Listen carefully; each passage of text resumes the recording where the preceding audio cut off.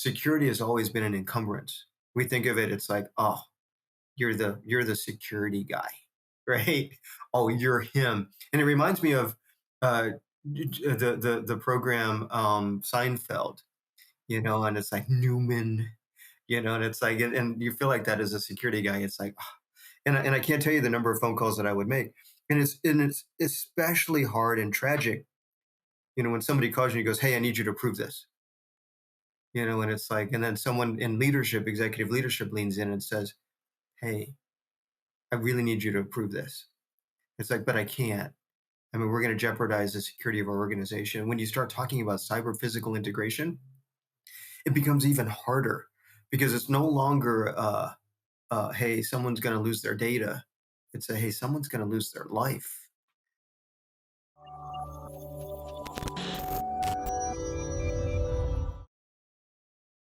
Hello and welcome back to the Cybrary podcast. I have a privilege again today to be joined by none other than Ron Lewis of Patero fame. This is episode 3 in a series of episodes where Cybrary and Patero are talking about quantum and its impacts on the cybersecurity industry at large. So if you missed the other 2 episodes, definitely go back and catch those. We talk a little bit about the Chicken Little syndrome as it relates to quantum, or I just don't care about quantum, in episode 1. And then in episode 2, we talk a little bit about many of the Qs. I don't think, Ron, that cybersecurity has enough acronyms. So I really appreciate quantum entering in with a bunch of them that are similar but different and a lot more of them, right? Thankfully, Ron helps us lay out some of those things, those acronyms and the impact of those things too, as well, post-quantum cryptography and a number of other Q acronyms. As Ron mentioned, it seems like they're all Q acronyms. Like, why not, right? It's quantum. But I'm excited today to talk about an interesting topic, really at the intersection of cybersecurity leadership, and how quantum is going to be impacting that. And what we're going to talk about a little bit today is, CISOs as the new yes man or woman, as it were, right? So, I think Ron can enumerate this a little bit more, but I think the unfortunate reality as the person that's ultimately on the hook for the security of an organization, CISOs and security leaders and practitioners even find themselves often in a position of saying no to a lot of the things and the objectives and the ways in which business wants to do their work, right? So it's this funny give and take, push and pull between the CIO that wants to enable business and the CISO that wants to keep the business secure, but often at the cost of unenabling the business to do what they want to do. And I'm sure, Ron will help us understand that quantum helps address some of that. But, Ron, what are you seeing? Help us kind of lay out the baseline of where you think cybersecurity is at, and cybersecurity leadership in particular of, hey, Ron, we want to do this cool thing. It's going to make us X number of revenue. It's going to be great, right? And enter player 2. It's funny that you say that, because the world is changing, right? And we're seeing a fundamental shift. And, I'll tell you, I think now is a great time to be a security guy. And so here to now, it's always been tough, right? I mean, as a security guy, you're stuck in the middle. You're the gatekeeper that's responsible, and you said it, I mean, very, very nicely. There's this perpetual need to balance usability and safety, security. And when I say safety, we say security, and then in the next breath, safety. That's because I'm always thinking now about the OT, critical infrastructure, right? And so here to now, security has always been an encumbrance. We think of it, it's like, oh, you're the security guy, right? Oh, you're him. And it reminds me of the program Seinfeld, and it's like Newman, and it's like, and you feel like that as a security guy. It's like, ah. And I can't tell you the number of phone calls that I would make, and it's especially hard and tragic, when somebody calls you and goes, "Hey, I need you to prove this," and it's like, and then someone in leadership, executive leadership, leans in and says, "Hey, I really need you to approve this." It's like, but I can't. I mean, we're going to jeopardize the security of our organization. When you start talking about cyber physical integration, it becomes even harder, because it's no longer, hey, someone's going to lose their data.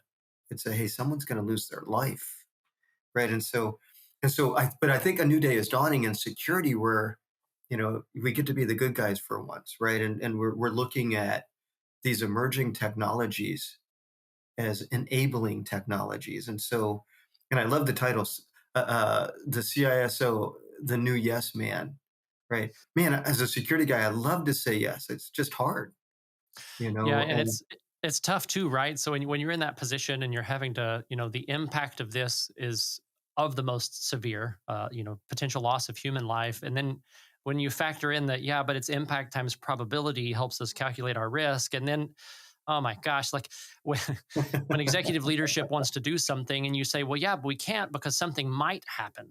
Well, okay, Ron, security person, help me understand what the probability of that happening is. And that's its own sort of rabbit hole. And I find that, too right. often we get either pushed aside or it's just a really, really hard job to do, right? Like the impact is potentially astronomical.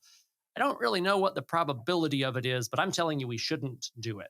But the impact is high. So even though the likelihood might be low, the impact is so high. We've got to plan for it, right? And I remember like a childhood story of the little kid that's trying to keep the dam from breaking, and so he's sticking his fingers in all the little leaks, right? And I mean that's just such an accurate depiction of a lot of. I mean, so my background, obviously, if you've Googled me or read anything about me, I'm an AppSec pioneer, right? So application security and data leaking, I always found myself in that position. And when we talk about the Chicken Little syndrome, I mean, that's the knee jerk response. The sky is falling.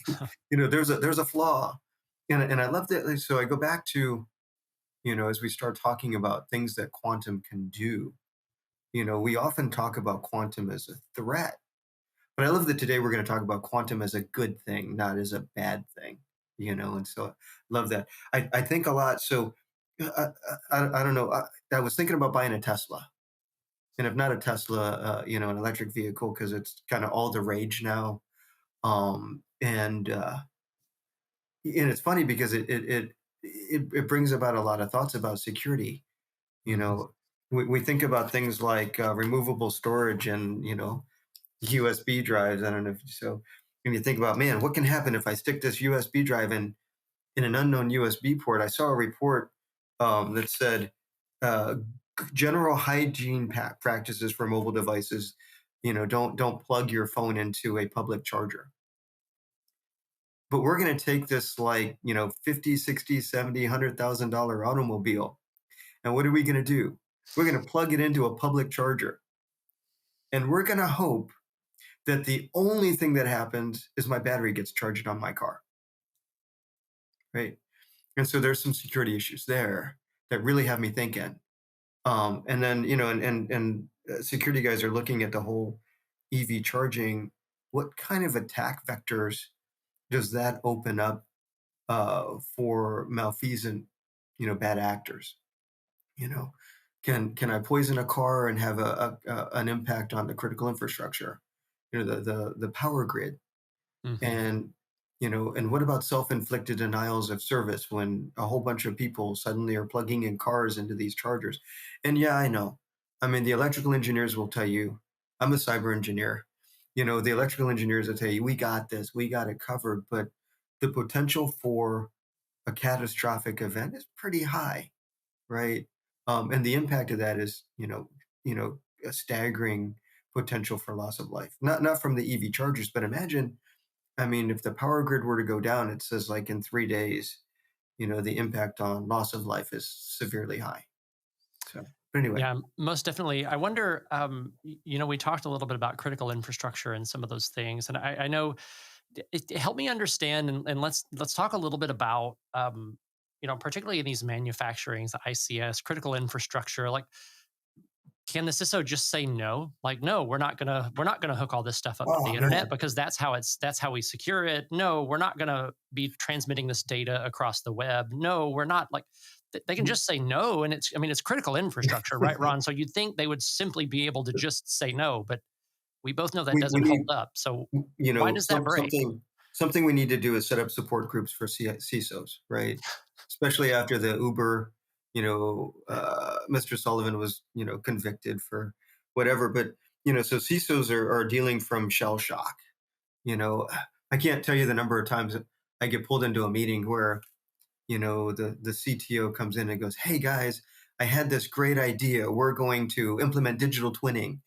And the CIO goes, "Oh, that's fantastic, because we've got this business process improvement initiatives that we can apply these emerging technologies like AI, and we can do what if analysis, and then alphabet soup, like kind of like all the cues." And then the CISO is sitting there going, "Wait, how are you going to get the data?"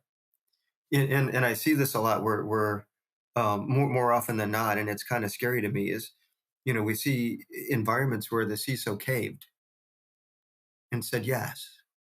And then I think about the manufacturing plants. It's kind of horrifying, and so the news doesn't report it a whole lot, but the number of manufacturing environments that have been compromised because the CISO said, "Let's go ahead and collapse Purdue, and let's just put in a firewall. It's not that hard. We can get the data out.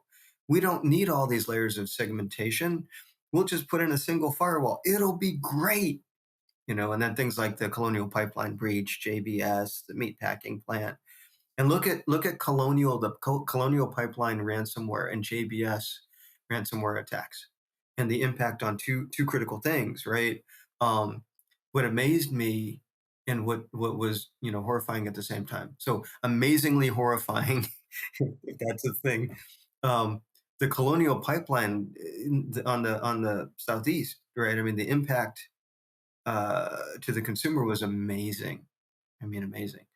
And then the JBS meatpacking plant affected our global food supply. And granted, we recovered. I mean, and nobody died um, this time, right? And so, but you have to ask yourself, was it worth it? And then we go back to quantum. So why would you just put in a firewall when you can actually put in the right technologies now?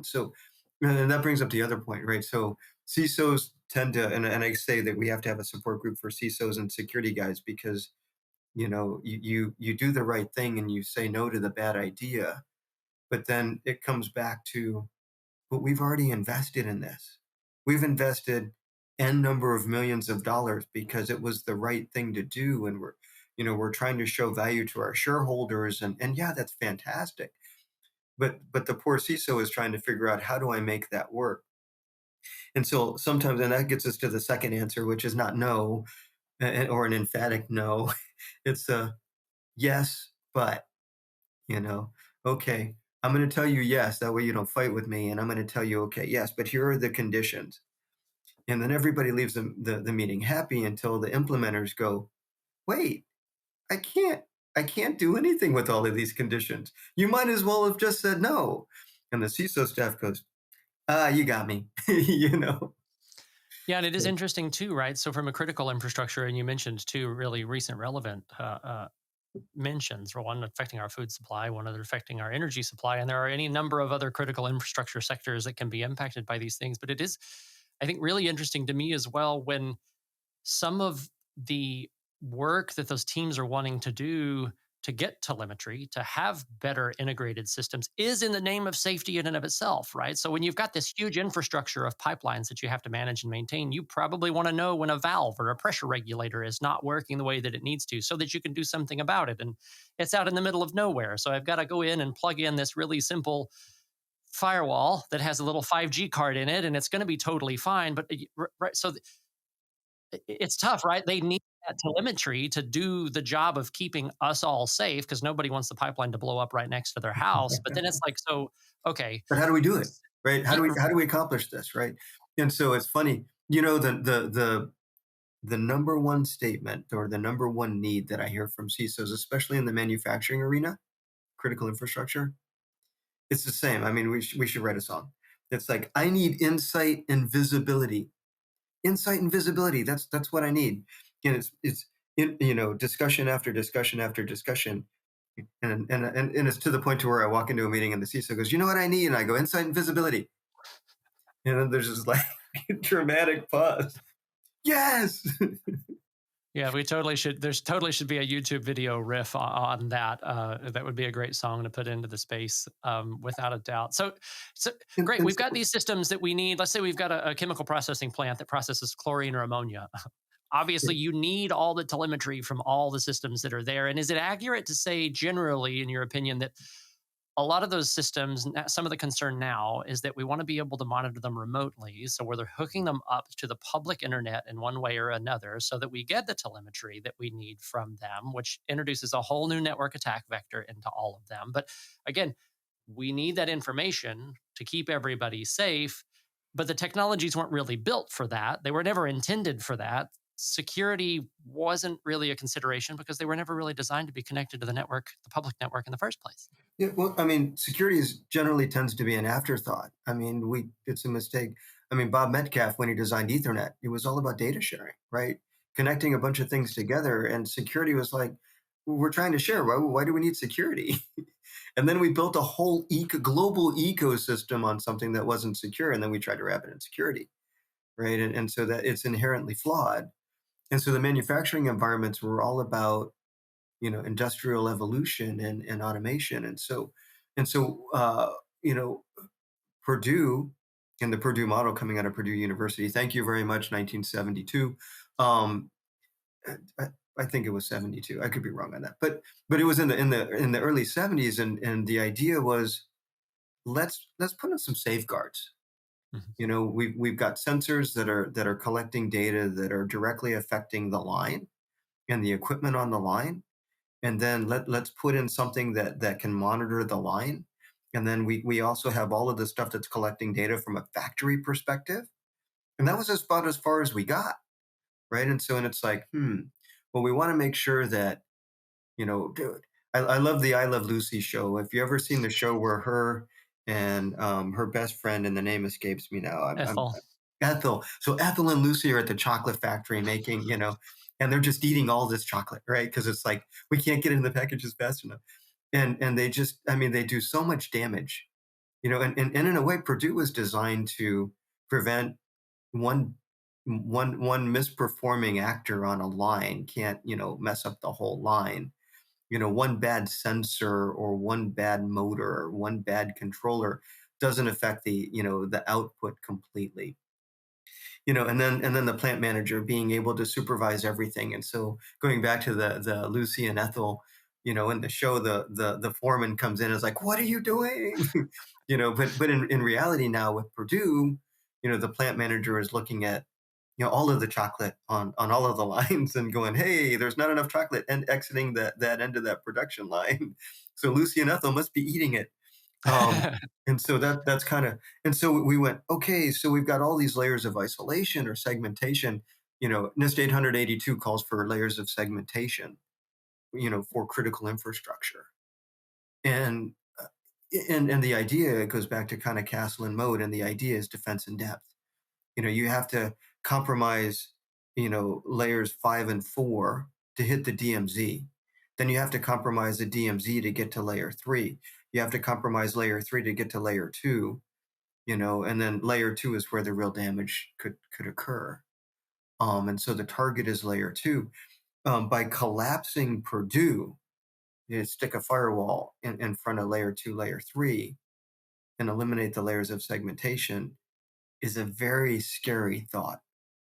Um, So the objective there would be all these layers add complexity, right? But by design, and somewhat that's part of the reason that they work the way that they work and accomplish their job. But nobody wants the additional complexity when you're having to deal with it day to day. yeah. So we want to either take that part out, or which has its own downfalls, or maybe another alternative play could be, well, let's just totally rework the critical infrastructure system and update all the systems so that they are secure by design, and we're going to update all of our sensors and all of our telemetry and all of the tools that read them with new standards. And we talked a little bit about this Yeah, but last time you and I met. It's like total infrastructure overhaul is a but really you simple can't you thing that can't everybody gets behind. you can't do a rip and replace, right?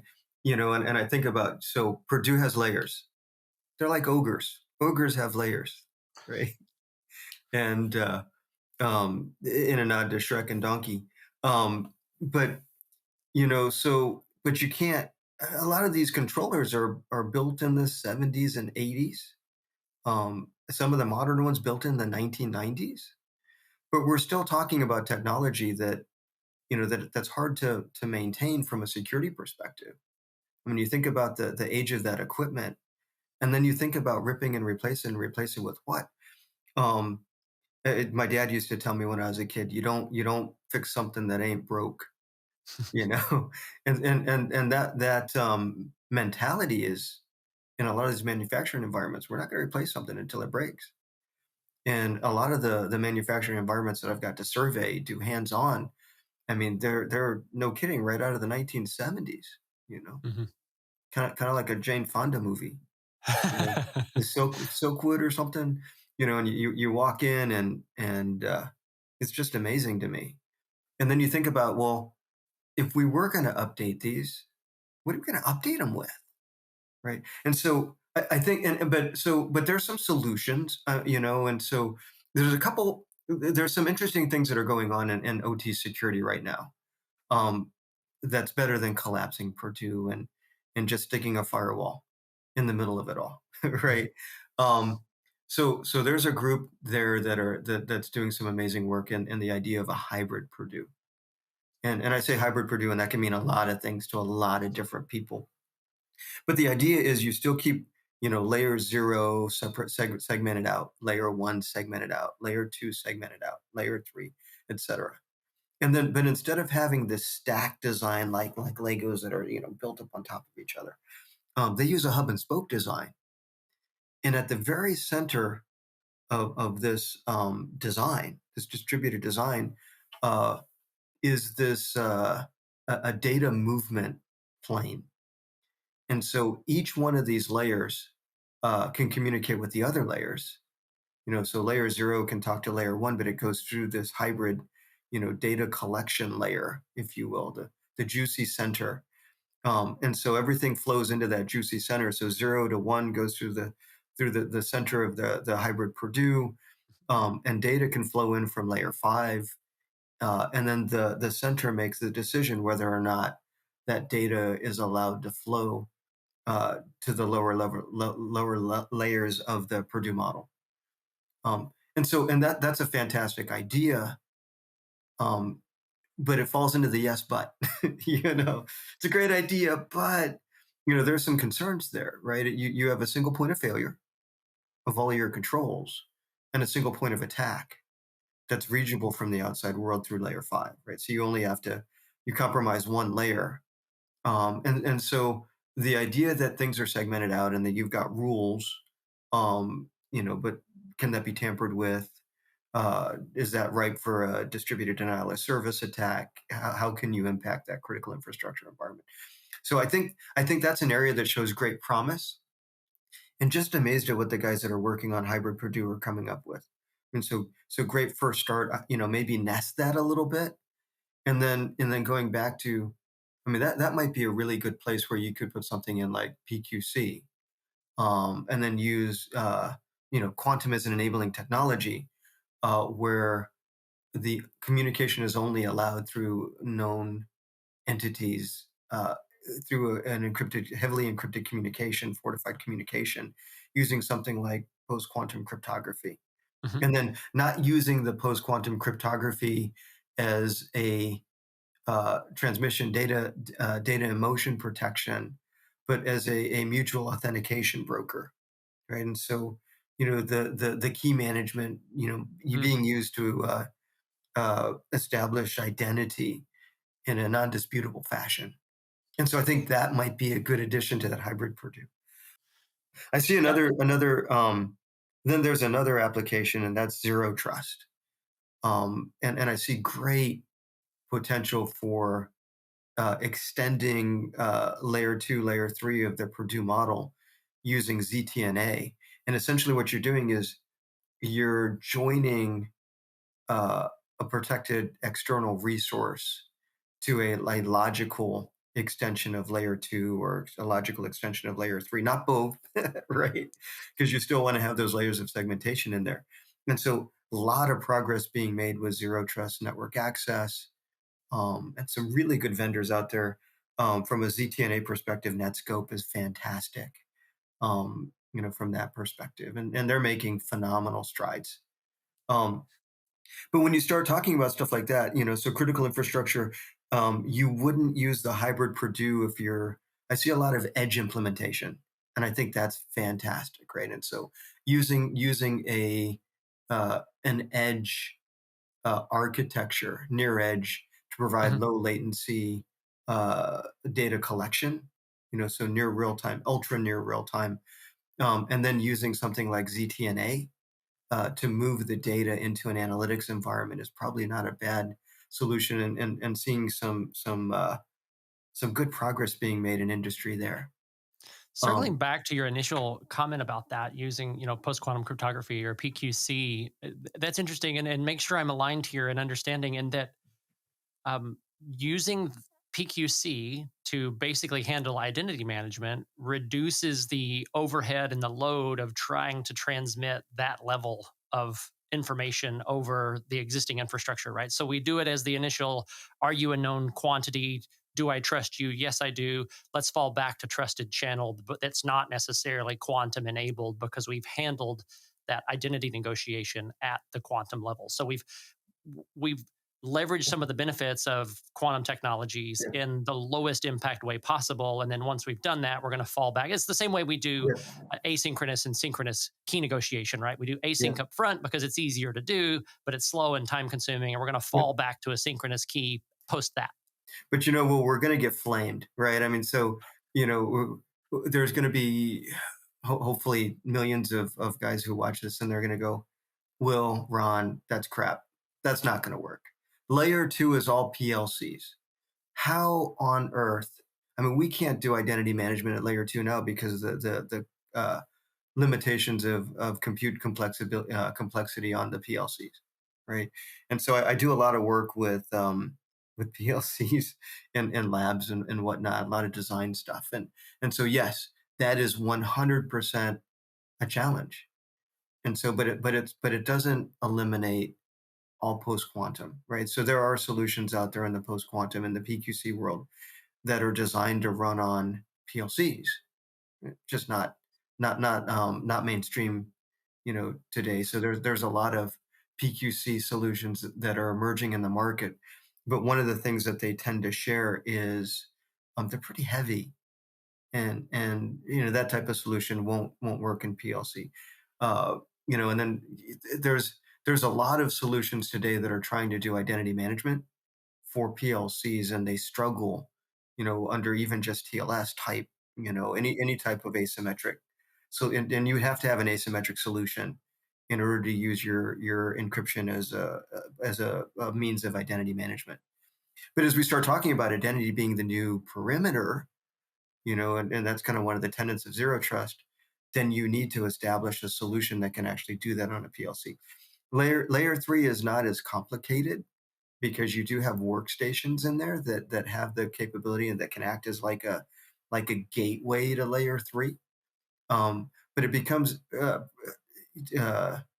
pretty problematic when we start talking about layer two. But there are solutions out there, and it's a shameless plug. Patero is one of those that's designed to be ultra lightweight. But I don't want to go too far into that. So Yeah, and so you mentioned ZTNA, zero trust network architectures, zero trust generally. Like I thought that was just something we buy from a provider because they say they provide us zero trust. very interesting thought.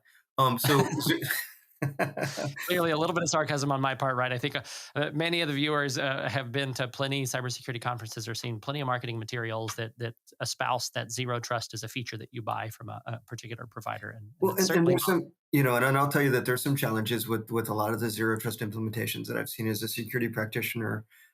Some of the zero trust solutions I have zero trust in, so they're aptly named, right? um, but I mean, so from a ZTNA perspective, the way that works is you have a trust broker that acts as, a mutual authenticator. It's neutral ground, and so that trust broker becomes your uh, potential point of failure. And so you have to have a trustable, trustworthy trust broker. That's a lot of T's. So we have to do a session on all the T's. Trust broker is an interesting one too, though, right? I think we've seen plenty of attacks recently for software that is signed by, none other than Microsoft, but they've managed to find their way into that particular supply chain, Oh, and they're man. sending out malware that's signed as a piece of good software, or SolarWinds, or the list goes on and on and on, right? Okta. So as Oh soon as my you gosh. start So trusting your identity to somebody else, to your point, you have to trust the broker that's supposed to help you trust the ah. yeah, Okta's having a bad year, right? This is the fourth breach this year, I think. Yeah, for And sure. and they're one of the core identity management solution providers, and heavily used. And so, in their defense, though, I mean, they're like a huge target. They own most of that market, and so of course everybody's beating on Okta. And so I mean, you can expect to see that, but I mean, but you mentioned again, with all of these breaches of IDMs and trust brokers being the target, I mean, you kind of have to have a supplemental control there. So what happens if it fails? And that's an interesting thought, right? Because could, encryption be used as a supplemental form of authentication? As we start talking about, how do we mutually authenticate devices in a dynamically changing environment? Well, fortunately, manufacturing environments typically don't change, but charging environments do, right? And so that's part of the critical infrastructure, and I've got a buddy that has a map of all of the EV charging stations here in Louisiana. They're few and far between. And so he has to plan his, it's like, okay, if I'm going to need electricity, I've got to take this path. So in case I run out, you know, because you can't just pull into a gas station, you got to find an No, EV charger. And you got to find the right EV charger. that's right. And so it's like, how many different vehicles are plugging into how many different charging environments? That's a dynamically changing environment. And perhaps PQC shows great promise there. I would tell you that it does, right? So using it as a supplemental, and I think that we'll see that almost as much as we see verification codes being sent to mobile devices. Oh, you're trying to log into your bank. Please put in the 5-digit code I just sent to your mobile device. Yeah, no, totally. I completely agree. I think so. We've laid out, I think, a good understanding of what the problem set is, right? We've got one, jobs to be done. Sometimes you've got external or internal pressures telling you we just have to do this because, reasons, Mr. Or Mrs. Security person. We've got, no, we really need to do this work because it actually helps keep us all safe. But we don't want to have anybody there in the plant. We want to do it all from one location globally, a separate problem altogether. We've got, these PLCs that are super low weight, lightweight devices that are doing all of the monitoring that also now have to send that telemetry, and we're asking them to do things they were never really intended to do. So they're already a little bit stressed and maxed. And circling around, and then we've talked about some of the ways here, but how really does quantum help solve that problem so that a CISO can actually start saying Oh, yes? It's like, you know what? Yeah, we need to do all those things. We need that telemetry. And here's a solution we're going to put in place that's largely transparent so to your needs that accomplishes the goal. yeah, so that's an awesome question. And so, you know, COVID, you know, COVID was an amazing, opportunity for a lot of lessons learned. And the OT environment, so many of the OT environments are air gapped, and you've got a guy that's running around on a truck with a thumb drive, putting it into all these HMI and engineering workstations to pull data that then can stick it into a mobile device and upload it to the cloud. But that's not a job you can do from home. It's like they actually have to physically go in, and so we started looking at, how do we COVID enable, OT environments so that the maintainers can safely, do the data collection from an air gapped arena or air gapped environment. How do you, you know, I'm a security guy. I can tell you that, wireless is pretty scary to me. You Well, know, Ron, you stole my thunder. I was going to say you go buy a cheap Zyzal wireless device and you just plug it in. All you need is power. It's really simple. Then you drive by in your truck with your little Wi-Fi thing, and you're good. oh well, and don't think for a minute they don't make USB hotspots. Wish I had $1 for every time I saw one of those in an environment like that. It's like, oh, just go plug in this little hotspot. Problem solved, boss. And Yeah, then some CISO somewhere gets prosecuted, goes to jail. you drive Um, by an OT installation and you see a little Bluetooth. device hanging outside. It's like, I don't think that's approved right there. Where did that come from? How did that get there? And everyone's like, I don't know. It's just kind of showed up, you know. Um, and so that's a good place. So I mentioned ZTNA being able to extend, layer two safely, and then only participants that can communicate over a PQC encrypted channel, and then using PQC as a means of protecting not the communication, but it's kind of like how uh, it's like the code breakers, right? We used Navajo uh, in the war, and you had to speak Navajo. If you didn't speak Navajo, you couldn't break the code. That was our plan, and so kind of neat. And so using PQC like that to logically extend layer two, and again, at risk of being flamed, yes, that's not for the faint of heart. You have to have the right solution for that, and you either use ZTNA or PQC, um, and you can enable that communication. But using PQC is authenticating the participants in the communication. Someone that doesn't hold a PQC key, and then if you can dynamically rotate those keys, you know, over a very short period of time, doing some sort of key rotation, then your environment becomes very, very difficult to exploit. And so it allows you to get the telemetry that you need, do it over a, dare I say, wireless, not CISO, right? Not a USB, but a properly architected solution using PQC or ZTNA, extending logically, a logical extension of layer two, a logical extension of layer three, so that you're collecting the data, but also not putting layer two and layer three together into the same pool of communication pool. Boy, that was a lot of words. And only a few acronyms, right? But I think we've covered and decomposed them all. Are there other ways that you see, customers or leaders thinking about how quantum can help them solve some of these problems, in addition to the ones that we've already talked about?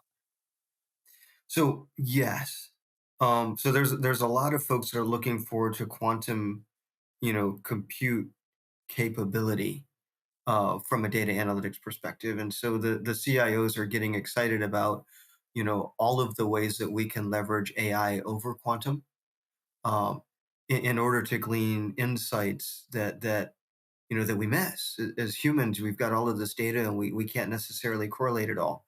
And there's hidden relationships that quantum can identify very quickly, Mhm. in quantum time, right? Actually, it would be quantum polynomial time, right? Um, on, but in any case, and so there's those of us that are looking forward to that. Um, and then from a It's a little bit quantum, of the answer to steal now, decrypt later, but on the positive side of things, right? It's like, let's get all of this, and then we're just waiting to see what some of quantum and then computing can do to help us make sense of all of that big, and, seemingly and I disparate data. and I heard, and I don't know much about it, but I heard that there's some researchers that are working at leveraging quantum to actually create homomorphic encryption. It's a completely different take on quantum encryption, right? Which would be phenomenal, because there's challenges with compute, in order to actually do homomorphic encryption. And it's funny because the leader in homomorphic encryption is Intel, right? So they're doing amazing things there. But there's potential for quantum and quantum compute, that capability being able to create actual homomorphic encryption. And so more to come on that. I've got to do some more research, but that's exciting to me. Um, and then anomalous behavior detection using quantum guards, if you will, that are looking at large swaths of net flow data and Mhm. gleaning threat intelligence, and then making the right decisions around what's the right defense, are some of the areas that I see quantum starting to be leveraged, just because of the compute power.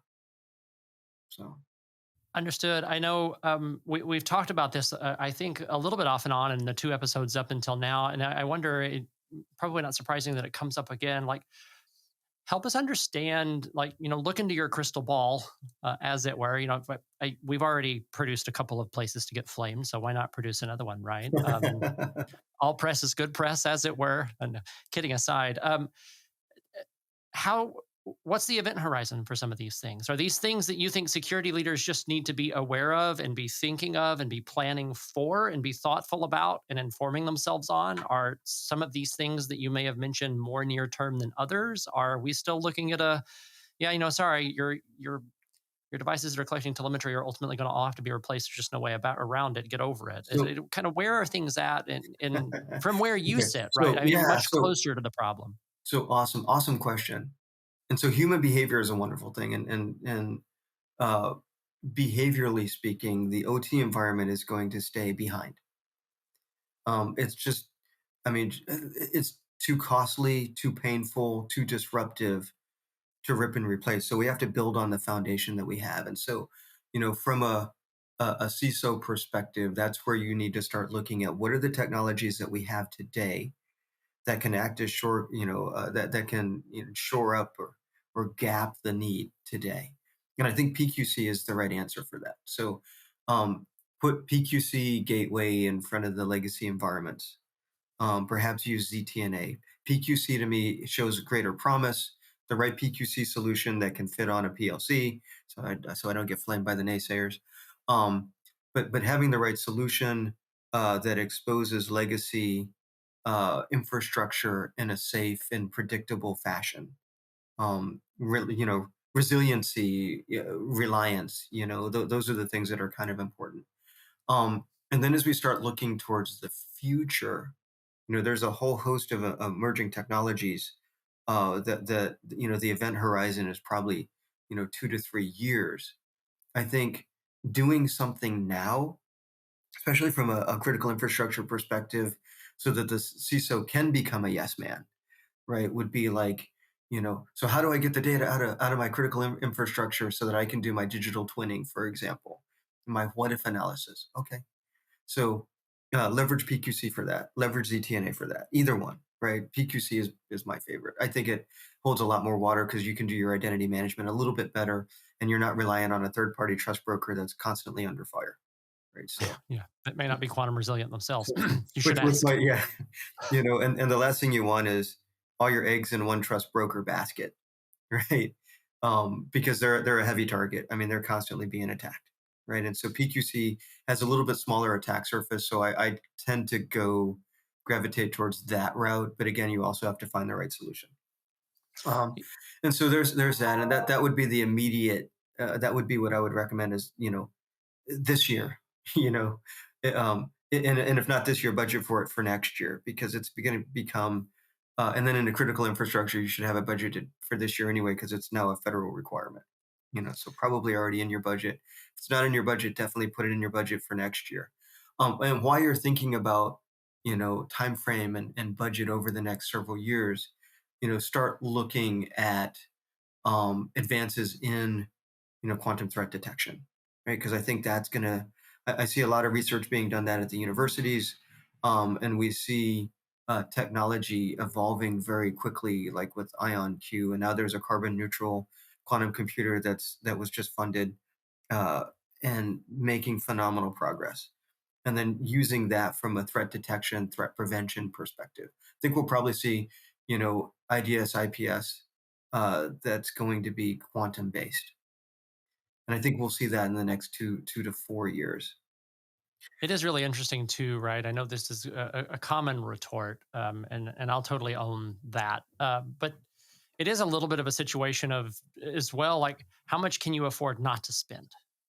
How much can you afford not to plan? Because there is absolutely a business tipping point where um, you didn't want to spend X dollars on some of these quantum enabled solutions or quantum resilient solutions, but because you didn't, you had XYZ outages that had these impacts. And at which there's always, we're chasing the tipping point of, you know, how much do I spend today for something that I think might happen tomorrow? But when security leaders get that wrong, the cost to, again, our food system, our Right. And, electrical and that's grid, that's because it's very, very high. yeah. Um, But so, and that's because that's the old mantra, right? Security is the roadblock. It's not really a roadblock. It's guardrails, right? It's the guardrail at the top of the cliff versus an ambulance at the bottom of the cliff, right? And that's what you really want your security.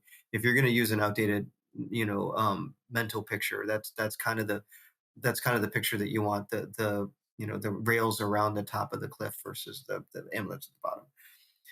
But we need to shift that to enabling technology, right? So PQC, for example, enables CISOs to let data flow.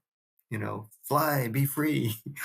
Let the data flow. From the layer 2, layer 3, the data that we need to support all of the initiatives like process improvement, and allowing CIOs, COOs to realize significant revenue potential of the data that's being collected.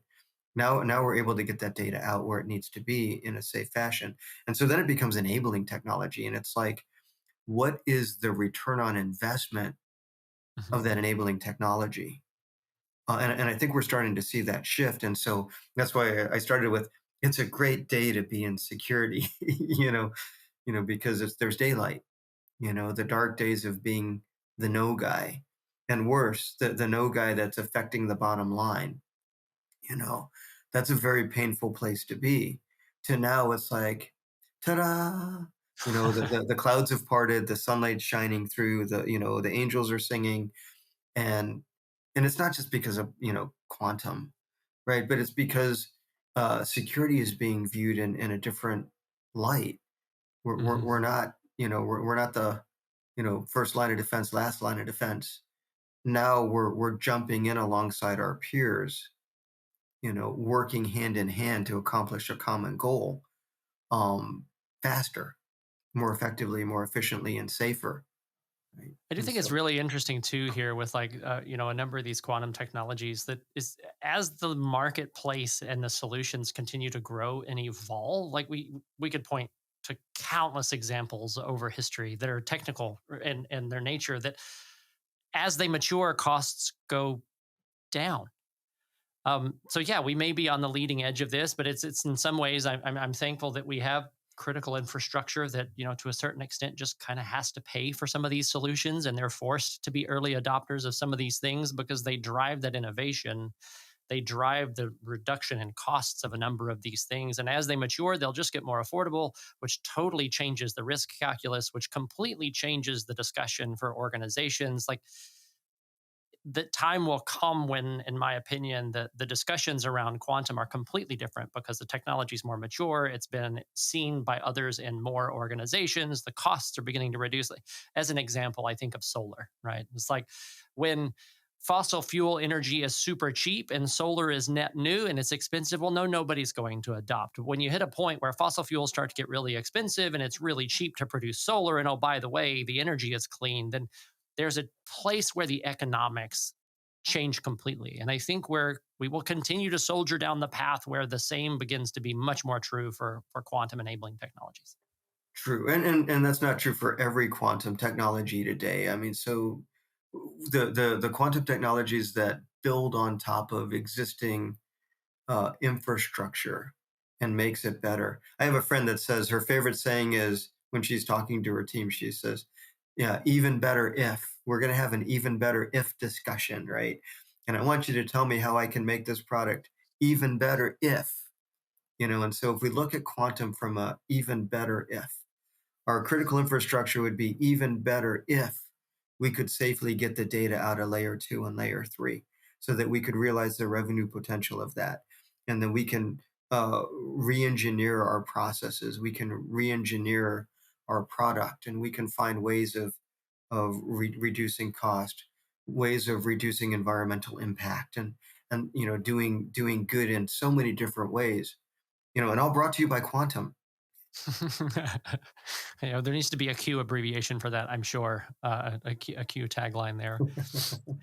Ron, as I am wont to do when we have these conversations, it's so great to talk about them. What do you believe the take home message for the session today is for somebody that absolutely wants to believe that quantum can help them in their security role begin to say yes more? Like, what are my next steps? What do I need to do? How do I need to educate myself? What I believe everything you said, Ron. I'm convinced. Now what? So good next step is know where your data is, know where your data is needed, understand how that data needs to flow, and then find the right solution to help enable that data flow. And take a close look at PQC because it could enable you to do that safely. Ron, I have to say that's what I've loved about these conversations so far, and I'm confident our last one coming up soon will be exactly the same. Is that where we seem to always end up in our discussions is really back to some cybersecurity fundamentals. Like know what you have, know who wants it, know what you need to spend to secure it, have a plan, have a cybersecurity thought and feeling going into all of that, because quantum is one tool in the quiver to help you further secure your organization, and it has to fit into that context. Yeah, absolutely. Good point. That's great. Ron and Patero, thank you so much for joining us again on the third installment of this series where Cybrary partners with Patero to jump into quantum computing and all of the iterations of quantum that we can possibly think of and how they impact the cybersecurity landscape. Don't forget to tune in to the fourth episode coming very, very soon. Ron, thank you for the time today. It's a pleasure as always. Hey, thanks, Will.